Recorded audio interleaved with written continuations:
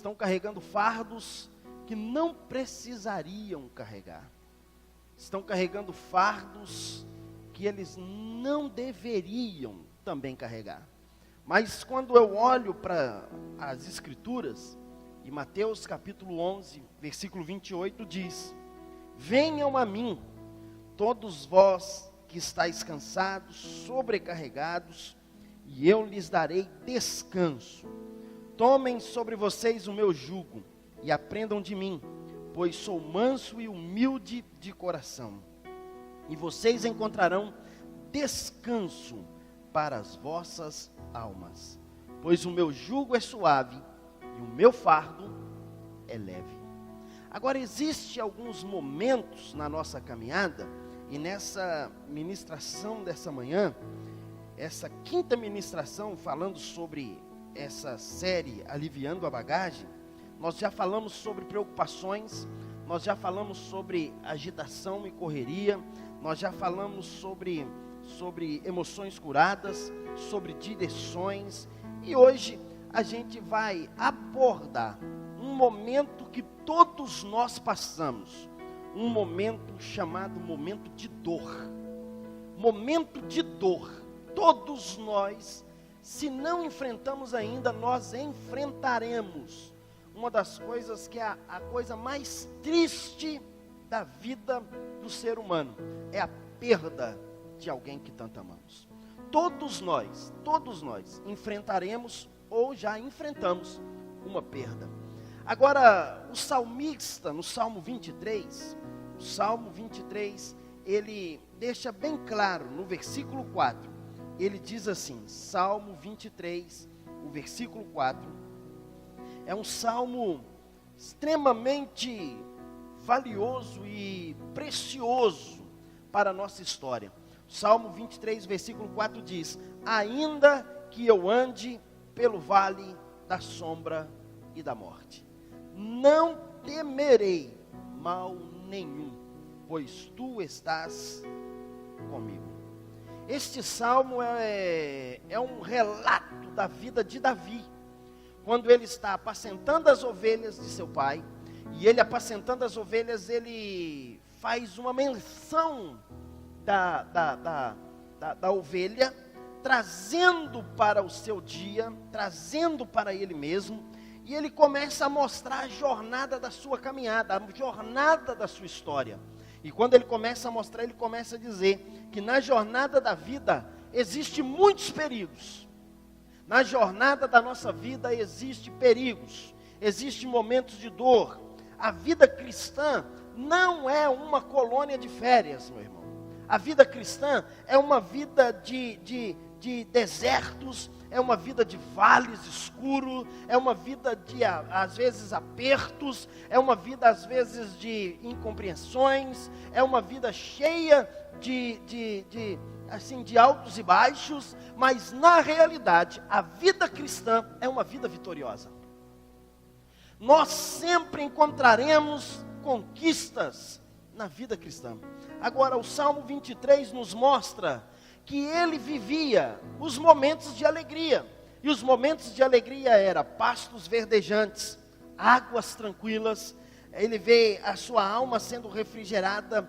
Mas também temos o momento do vale da sombra e da morte. Mas também temos um momento que o assunto, nessa longa caminhada, vai ser um assunto de dor e de sofrimento. Agora, preste bastante atenção, que as ovelhas, elas iam para as regiões montanhosas, levadas pelo pastor, em busca de pastagens, quando se iniciava o verão. E é exatamente nesse momento que a ovelha passa, ou ela necessita de cuidados especiais, principalmente pelos perigos que ela enfrenta, ou enfrentaria pela frente. Pelos caminhos de montanhas íngremes, essa ovelha precisava de cuidados. Pelos caminhos de encostas profundas, essa ovelha precisava de ser colocada na caminhada, dentro do trilho, na estrada, para ela não sair e se perder no meio das cavernas.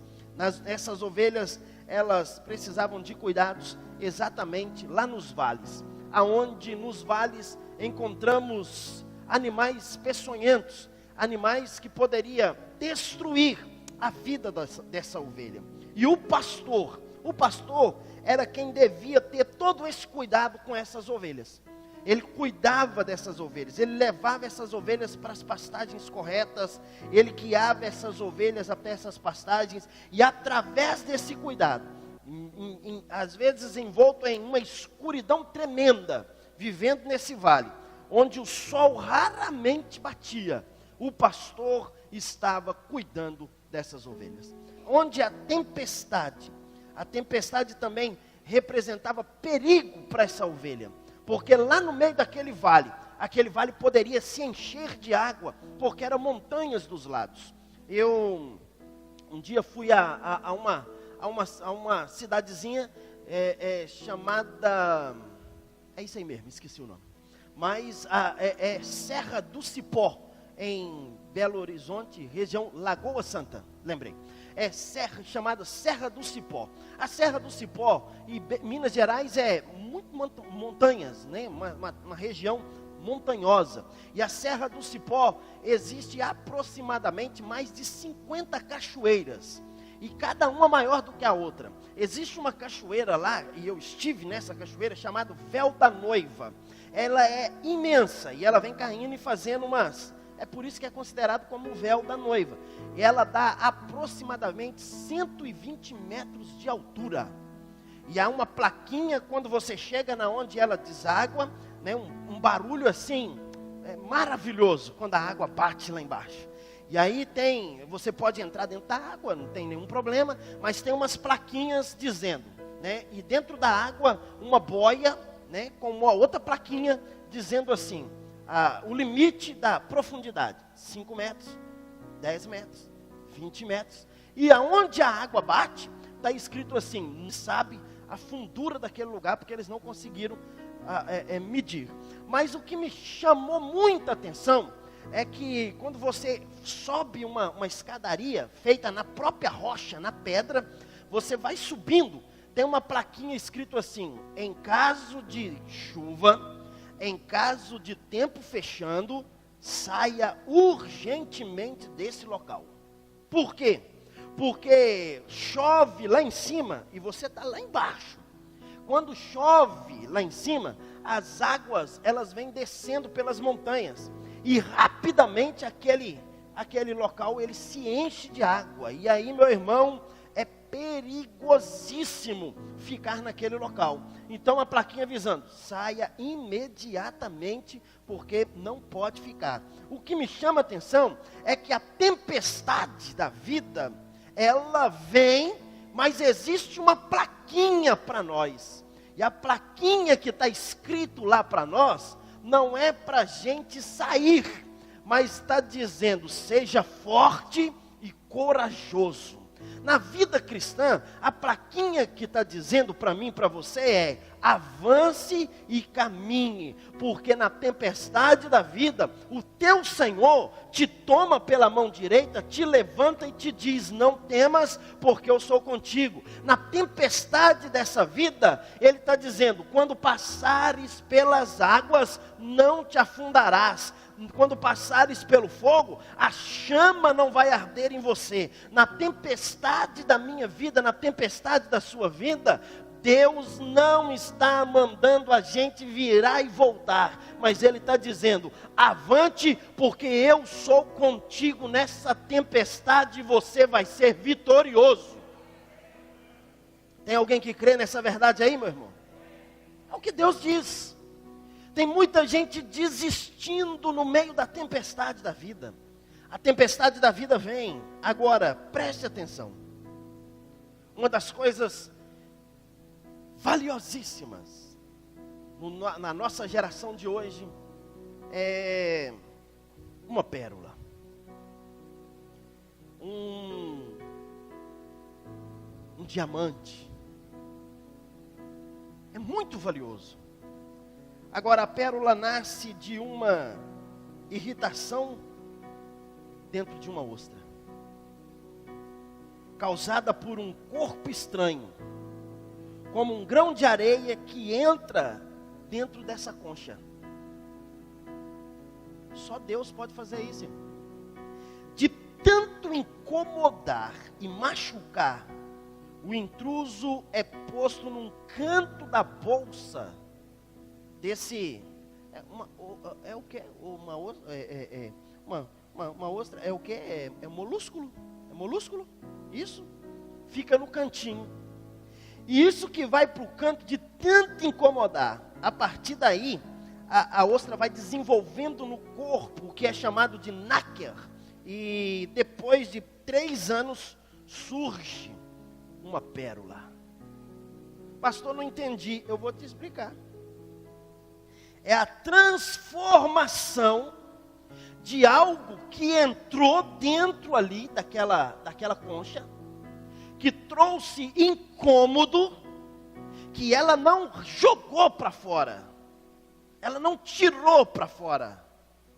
Ela tem a habilidade de pegar e jogar por um canto, mas aquilo que incomodava se tornou algo valioso, porque com o passar do tempo, de 2 ou 3 anos, ela vai se tornar uma pérola.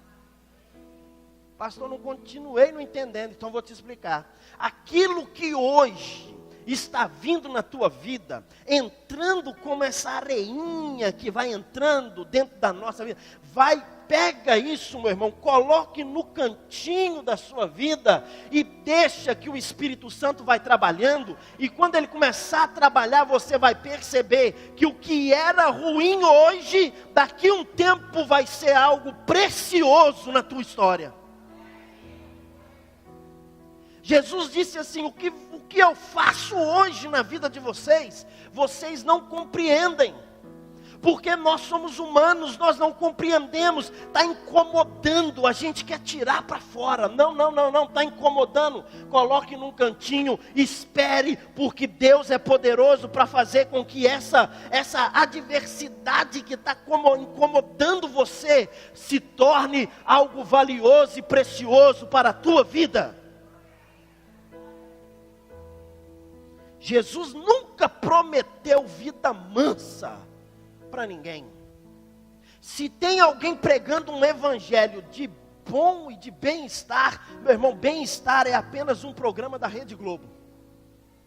Na nossa vida não existe bem-estar, na nossa vida existe aflições, lutas, adversidades. Pastor, o senhor está me desanimando. Não, meu irmão, foi Jesus quem disse: no mundo tereis aflições, mas ele não diz para mim sair do mundo, ele não diz para mim deixar o mundo, ele diz: mas tende bom ânimo. Olha para o teu vizinho aí, diga para ele assim: tende bom ânimo, meu irmão.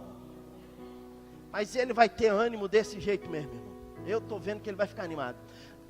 Cutuca ele, dá uma balançada nele, diga para ele: tende bom ânimo, meu irmão. Acorda! E aí temos algumas atitudes ao passarmos pelo vale. Porque o versículo 4 diz: quando eu passo pelo vale da sombra e da morte. Não tem como fugir desse vale. Não tem como fugir dessa realidade. Quando eu passo pelo vale da sombra e da morte. Em primeiro lugar, para que eu possa passar bem por esse vale, eu preciso acreditar que o vale não é o fim. Fala comigo: o vale não é o fim. O vale não é o fim. Vale não é um buraco negro e sem fim que existe no espaço sideral. Vale não é isso. Agora, o que é vale? Vale, geograficamente falando, mostra que ele é uma bacia. Ele é uma bacia. Isso é, tem hora de descer, mas tem hora de subir. Tem hora que é descida, mas tem hora que é saída. É preciso pegar impulso na fé para passar pelos vales. Agora, acredite que esse vale não é o fim. Se você está aqui essa manhã e você não acredita que o vale não é o fim, você literalmente ainda precisa fazer o que Jesus disse para Nicodemos: nascer de novo. Eu preciso acreditar que o vale não é o fim. Esse vale que eu estou vivendo, essa tempestade, essas adversidades, esse vale não é o fim da minha história, o fim da minha vida.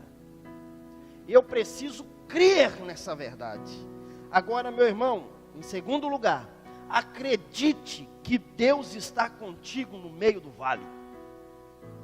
Versículo 20 do Salmo 23, 4 diz: mesmo que eu ande por um vale de trevas e morte, não temerei perigo algum, pois tu estás comigo. Senhor, tu está comigo. É preciso lembrar que Deus não é apenas o Deus das horas boas. Deus é o Deus das horas da adversidade, meu irmão. Deus é o Deus das horas mais difíceis da nossa vida. Escute o que diz 1 Reis, capítulo 20, versículo 23. Enquanto isso, os conselheiros do rei da Síria lhe diziam: os deuses deles são deuses das montanhas, e por isso que eles foram fortes demais para nós. Mas se combatermos nas planícies, com certeza seremos mais fortes do que eles. De repente, chegam os conselheiros do rei da Síria, e ele diz: olha, eles estão dizendo que eles foram vitoriosos, que Israel venceu, que Israel ganhou, mas preste atenção, eles estão ganhando porque os deuses... Ele nem diz o Deus, ele diz deuses. Porque aqueles que acreditam em alguma coisa só vai dizer daquilo que acredita. Eles estão dizendo: os deuses deles são deuses dos montes, dos lugares altos, dos momentos bons da vida. Se está tudo bem, Deus é comigo, o Senhor é o meu pastor, nada me faltará. Aí ele diz assim: mas é porque os deuses deles são deuses dos montes, é porque os deuses deles estão lá em cima, é por isso que a gente não consegue vencê-los. Mas eu duvido se eles têm coragem de descer aqui no vale, para pelejar com a gente, para lutar com a gente, porque os deuses deles é apenas lá de cima das montanhas. Aqui no vale a gente vai derrotá-los. Aí Deus levanta o homem e diz assim: se prepara, toma a palavra, desce lá. Versículo 28 de 1 Reis 20 diz assim: o homem de Deus foi ao rei de Israel e lhe disse: assim diz o Senhor. Ah, meu irmão, eu gosto dessa expressão, porque quando a palavra está dizendo assim diz o Senhor, meu irmão, pode estar tudo dando errado, pode estar tudo dando contrário, pode estar dizendo que Deus é o Deus dos montes, pode estar dizendo que lá no vale a gente vai perder, pode estar dizendo que lá no vale que você está vivendo a coisa não vai ser boa, pode estar dizendo que lá no vale onde você está vivendo hoje, a enfermidade tem assolado, a separação tem assolado, a dificuldade tem vindo, a crise tem vindo, mas Deus está dizendo: assim diz o Senhor. Como os arameus pensam que o Senhor é Deus das montanhas.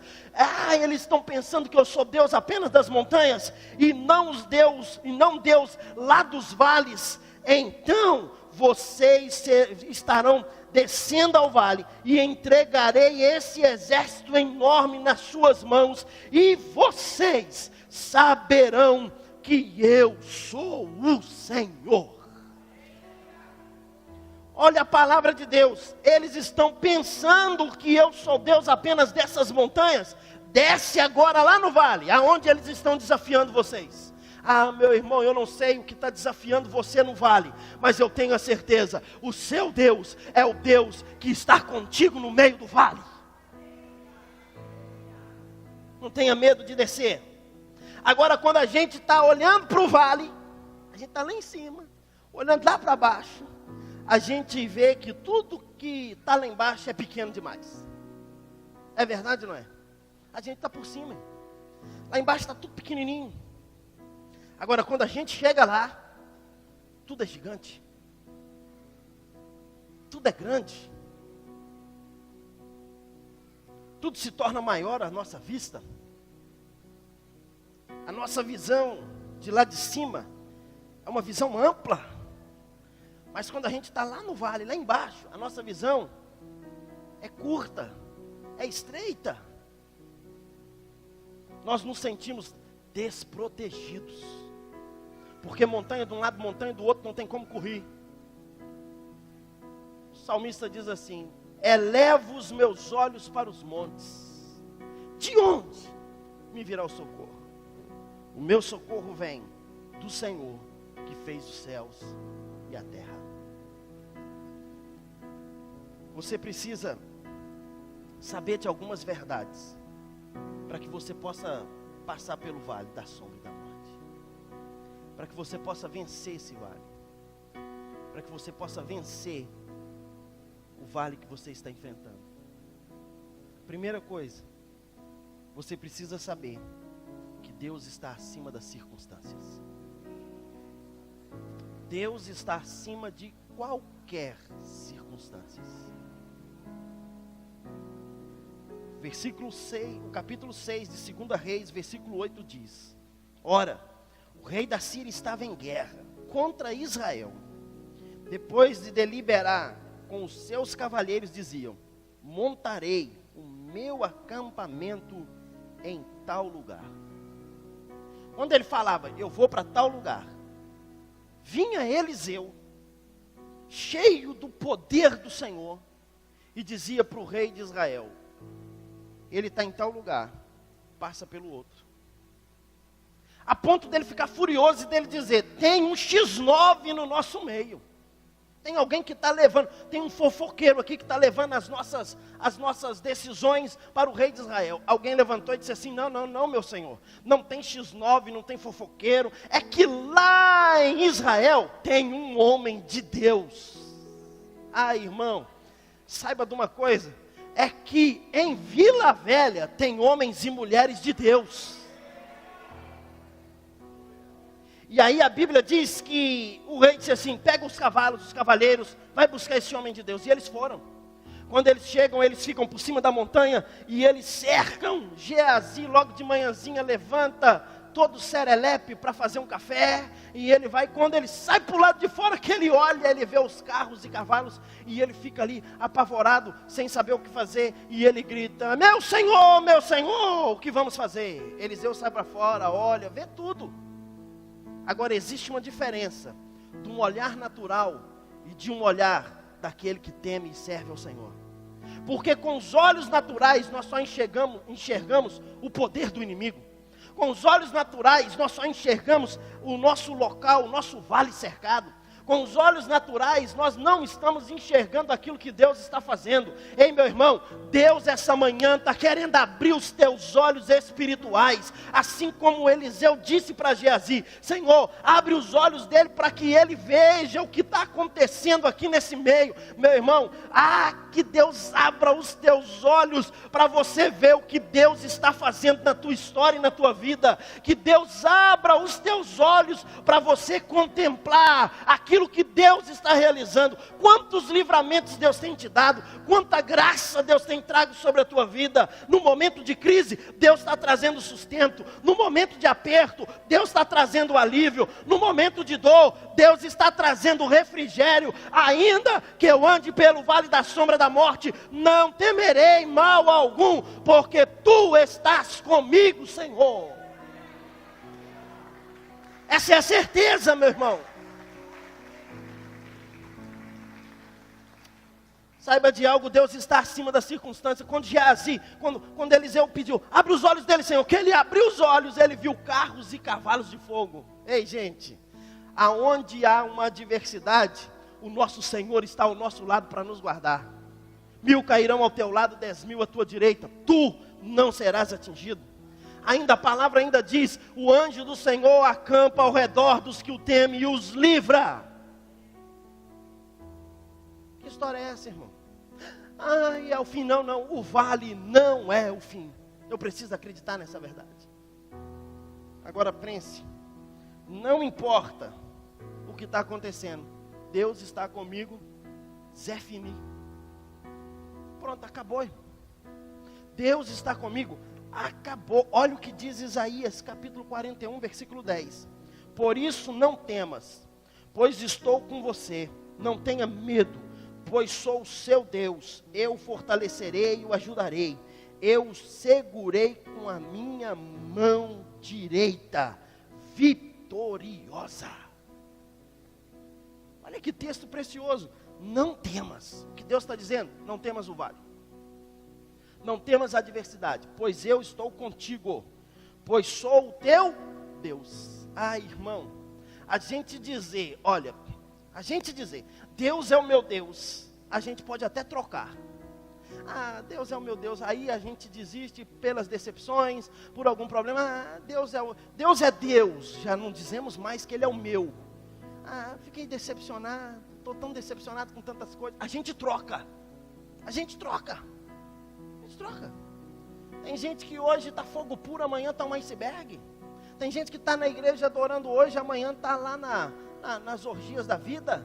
A gente troca. Mas olha o que o texto está dizendo: não temas. E quem está dizendo é o próprio Deus. Pois Ele mesmo está dizendo, pois eu sou o seu Deus. Jesus disse assim: não foi você. Se fosse hoje, meu irmão, na linguagem de hoje, Jesus dizia assim: ô infeliz, não foi você que me escolheu, fui eu que escolhi você, coisa ruim. Era isso que Deus está querendo dizer. Você é tão ruim que você não sabe nem escolher direito. Que se fosse para você escolher, você não me escolhia. Mas eu que sei o que é melhor, escolhi você. E você é meu. Essa é a palavra de Deus para Jacó, irmão. Porque assim diz o Senhor: não temas, ó Jacó. Não temas, ó Israel. Porque eu te remi, chamei-te pelo teu nome, tu és meu. Meu irmão, você é de Deus, acabou. E se eu sou de Deus, irmão, eu posso passar pelo vale, porque Deus não vai me isentar de passar pelo vale. Eu vou passar por esse vale. Deus não vai me isentar de passar no vale. Ele vai permitir que eu passe, porque é a sua palavra, ainda que eu ande. Mas saiba de uma coisa, o Senhor é comigo. E passar pelo vale com o Senhor é certeza de que nós somos vitoriosos. Agora, as maiores conquistas da Bíblia não foram adquiridas lá em cima, no meio das montanhas. Bem, lá no meio das montanhas, no monte, Elias orou, fogo do céu desceu, consumiu o holocausto e ele derrotou os profetas de Baal.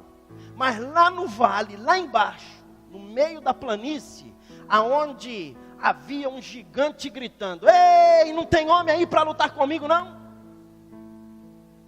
A maior conquista do povo de Israel foi lá no vale. Foi quando Davi foi lá e venceu Golias. A partir daquele momento, a história de Israel mudou. A partir daquele momento, a história de Israel começou a ser outra. A história de Israel começou a mudar. Por quê? Porque eles entenderam que Deus é o Deus que está com eles em todos os lugares. Deus está com você em todo lugar, meu irmão. Deus é contigo. A canção do Thales é bem real. Ele é contigo. É maravilhosa. Ele é com a gente. O que a gente precisa entender é que nós precisamos crer. Você sabe como a gente pode ser salvo? Pagar as penitências também não adianta nada. Ser batizado não resolve nada. Deixei de ser pagão, não resolve, irmão. Sabe o que faz a gente ser salvo? Crer no Senhor Jesus Cristo. Não adianta olhar para a cruz, tenho que crer que aquele que morreu na cruz, morreu para me salvar. É quem crer, irmão, quem crer. Quem crer. Você sabia que tem muito crente que não crê? Então ele não é crente. Tem muito crente que não está crendo. Irmão, pastor, vai nada.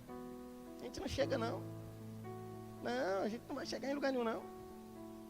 Meu irmão, temos que crer. Salvação vem através de crer em Jesus. Em terceiro lugar, quando eu passar pelo vale, eu preciso acreditar que Deus converte humilhação em exaltação. Deus converte humilhação em exaltação. Em 2 Crônicas capítulo 20 fala dos inimigos do rei Josafá. Estavam mortos no vale. Estavam perdidos naquele vale. Aquele lugar seria um lugar de morte para o povo de Israel. Passou a chamar Vale de Baca, ou outros chamam de Vale de Beraca, ou Baraca. Ou seja, o Vale da Bênção. Se é Vale da Bênção, irmão, eles estavam prestes a morrer, prestes a ser destruídos, prestes a... Mas, olha o que diz a Bíblia. 2 Crônicas capítulo 20, versículo 27. Depois, sob a liderança de Josafá, todos os homens de Judá e de Jerusalém voltaram alegres para Jerusalém, pois o Senhor lhes enchera de alegria, dando-lhes vitória sobre os seus inimigos. Entraram em Jerusalém e foram ao templo do Senhor ao som de liras, harpas e cornetas. O temor de Deus veio sobre todas as nações, quando souberam como o Senhor havia lutado contra os inimigos de Israel. E o reino de Josafá manteve-se em paz, pois o seu Deus lhe concedeu paz em todas as suas fronteiras. Assim Josafá reinou sobre Judá. Ele tinha 35 anos de idade quando se tornou rei, e reinou 25 anos em Jerusalém. O nome da sua mãe era Azuba, filha de Sili. Ele andou nos caminhos de Asa, seu pai, e não se desviou deles. Fez o que o Senhor aprovava.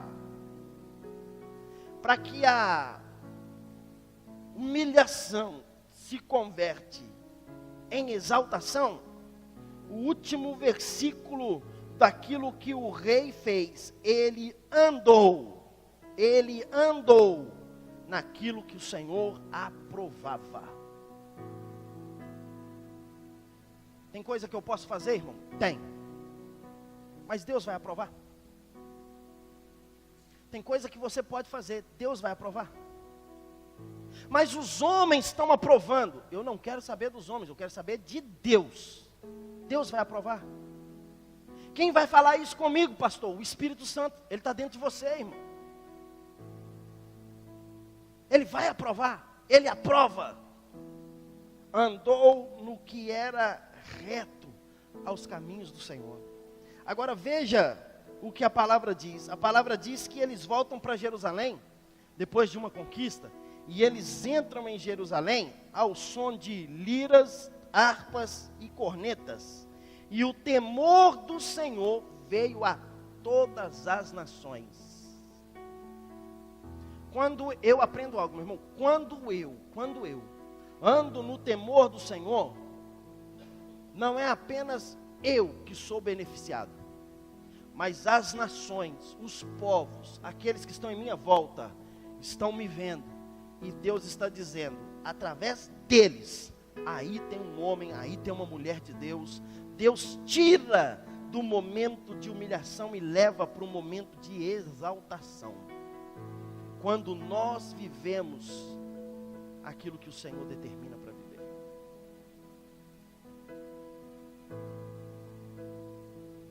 Eu me lembro de Esther. Esther estava colocada à parte, como várias outras meninas. Poderia se tornar a mulher do rei. Mas um dia, o rei bebeu da número 1 a 51. Ficou assim, lopradão. E no meio de todo mundo ele disse assim: busca a minha mulher lá. E a mulher dele, a história diz que ela era muito bonita. Vastir olhou para quem foi buscar e disse assim: fala com esse maluco, com esse bêbado, que eu não vou lá não. Se ele quer me mostrar para alguém, me mostre quando ele está são. Eu não vou não. E ela não foi. A cara do rei ficou desse tamanho. Todo mundo riu, todo mundo zombou. Veio os homens que ditavam as regras no reino. Chegou e disse assim: ô majestade, deixa a gente falar uma coisa para o senhor. Vasti foi grossa, foi mal educada. Vasti não merece o senhor como marido. E nós vamos baixar um decreto. Olha, não foi nem o rei que baixou, foi eles. Nós vamos baixar um decreto. Nunca mais a rainha vai entrar na presença do rei. Meu irmão, nunca mais aquela mulher entrou na presença do rei. Agora pense comigo.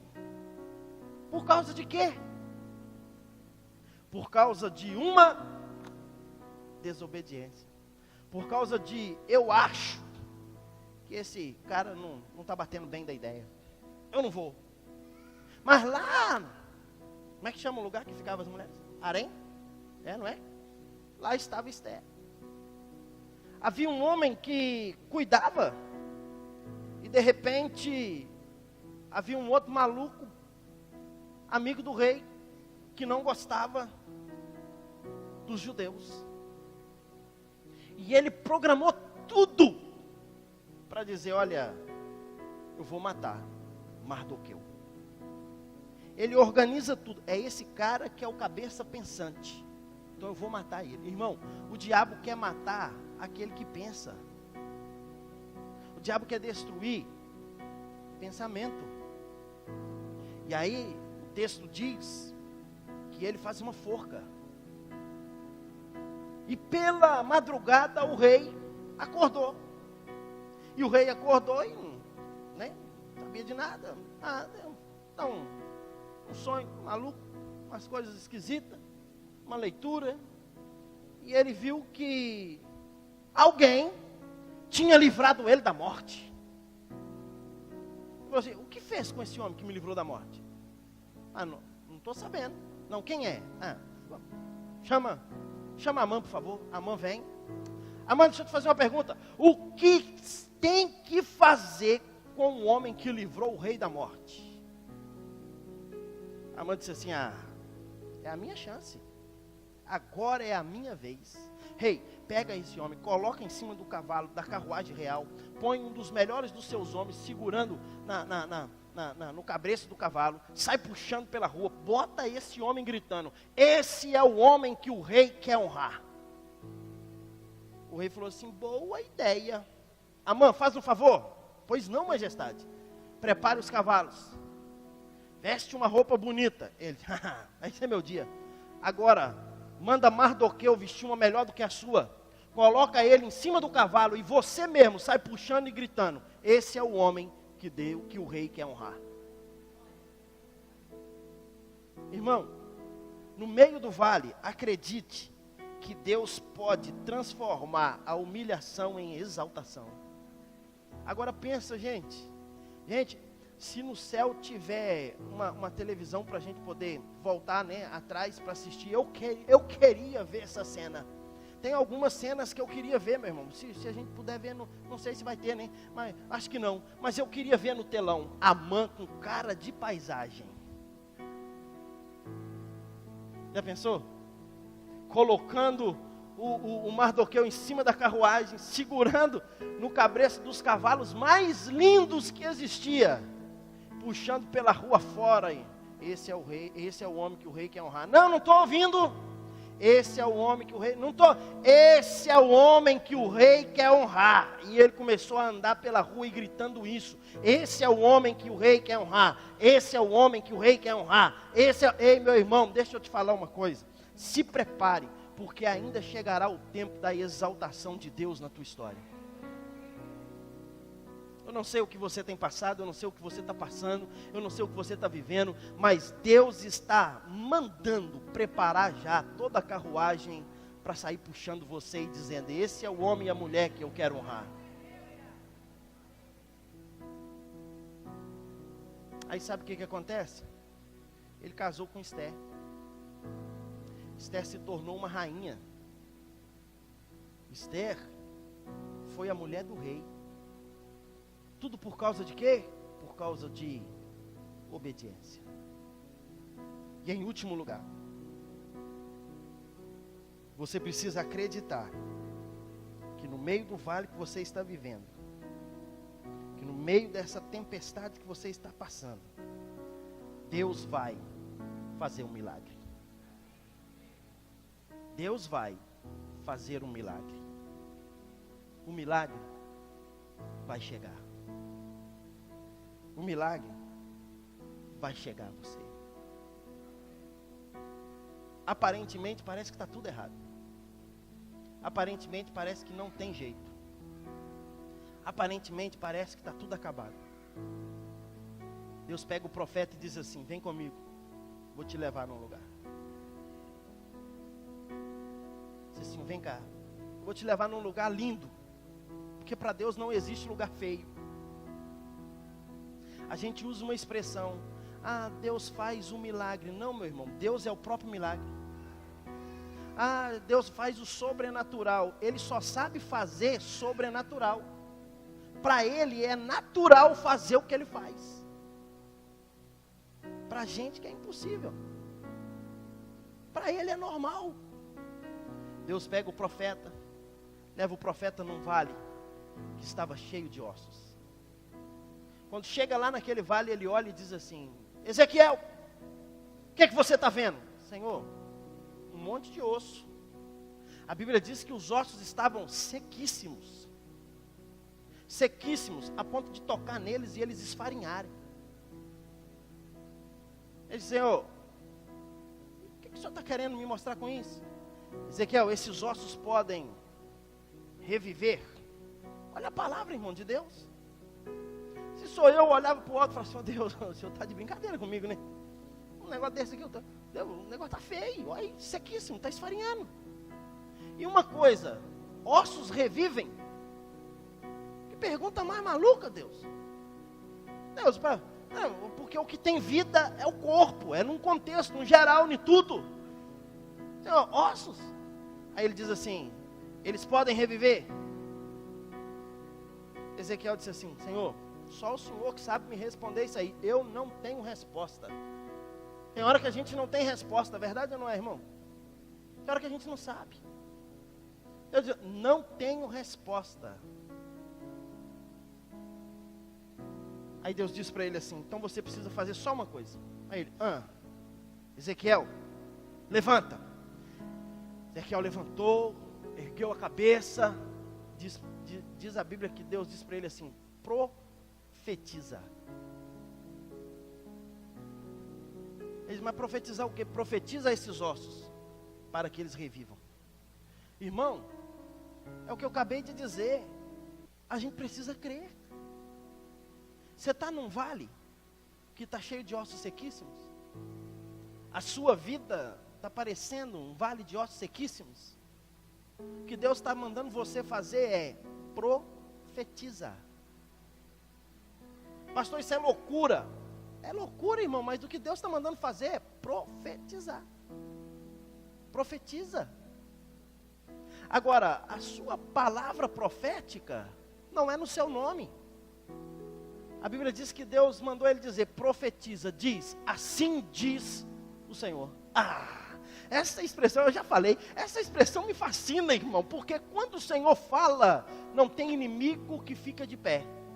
Quando o Senhor fala, não tem muralhas que ficam de pé. Quando o Senhor fala, não tem ossos sequíssimos que não ouvem a voz de Deus. Agora eu pergunto, ossos sequíssimos têm ouvidos, gente? Se tem ou não tem, eu não sei. Eu só sei que eles ouvem. Quando o homem de Deus começou a profetizar, ele disse, ossos sequíssimos, entra agora, meu irmão. Gente, porque quando Deus está falando, as coisas começam a acontecer na hora. E a Bíblia diz que aqueles ossos, houve um barulhão, irmão. Agora pensa num barulho, osso batendo com osso. Porque cada osso tinha que encontrar no seu próprio osso, na sua própria junta. Não adianta pegar o meu fêmur e tentar colocar no do Rodrigo. Não vai dar certo, irmão. Tem que ser o meu com o meu, o Rodrigo com o dele, o seu com o seu. Agora imagina a bagunça que virou. Osso voando, osso passando, e batendo no outro. A Bíblia diz que houve um ruído, um barulho. Mas de repente o profeta olhou, porque ele tinha profetizado. Ossos se juntam, vem nervo, vem pele, vem carne, vem tudo, se forma um corpo. Quando ele olha, está um corpo formado, mas ainda não tinha vida. Agora o que me chama a atenção, eu preciso acreditar que Deus vai fazer o milagre, mas Deus vai fazer o milagre por completo. Deus não faz nada meia boca, irmão. Deus não usa essa expressão, desse jeito tá bom. Não. Deus ou é o melhor ou Ele não faz. Pastor, desse jeito tá ótimo. Tá não, irmão. Ou é o melhor ou Deus não faz. Pastor, sabe, eu tô assim, sabe, eu tô com uma dor na perna. Mas se Jesus me dá uma graça, de eu andar mais uns 2 dias aí por aí afora, já está bom. Tá não, irmão. Ele vai curar você para você viver uma vida de abundância. É a promessa dele, é o que ele quer. Pastor, mas e se ele não fazer? Ele continua sendo Deus do mesmo jeito, irmão. Agora preste atenção. Ele viu aquele monte de corpo. Aí ele parou e falou assim, o que adianta corpo? Está todo mundo morto. Adianta morto. O que vai acontecer daqui uns dias? Os ossos vão estar do mesmo jeito, sequíssimo, porque não tem vida. Vai deteriorar de novo. Deus olhou para ele e falou assim, Ezequiel, você crê que pode entrar vida nesses corpos? Ele falou assim, Senhor, deixa eu te falar uma coisa, já mudou a história. Senhor, depois do que eu vi do vale, cheio de ossos, sequíssimo, esfarinhando, já está esse corpo, eu acredito em qualquer coisa, manda ver que eu estou fazendo. Deus disse para ele assim, profetiza. Olha para o teu vizinho e diga para ele assim, o segredo é declarar. Você sabia que a sua vida é o que você declara? A sua vida, meu irmão, é o que você declara. E palavras não ficam vagando no ar não, irmão. Palavras têm alvo. Você é o que você declara. E aí a Bíblia diz que Ezequiel levanta. Vem comigo. Os meus músicos, pode vir. Ezequiel levanta a voz e diz assim, assim diz o Senhor. Olha que ele vai trazer uma palavra diferenciada agora. Vento que vem dos 4 cantos assopra sobre esses corpos para que eles vivam. Vento que vem. De repente o vento entra e ele invade o vale. E aquele exército se coloca de pé. Pastor, o que o senhor está querendo dizer? Estou querendo dizer que você precisa acreditar que Deus vai fazer um milagre na tua história onde está sequíssimo. Você precisa crer que não está acabado. Agora você precisa tomar posse e declarar que Deus vai fazer um milagre por completo. Deus vai realizar por completo. Pastor, é a salvação do meu filho, mas ele já veio na igreja, pastor, já está bom. Tá não.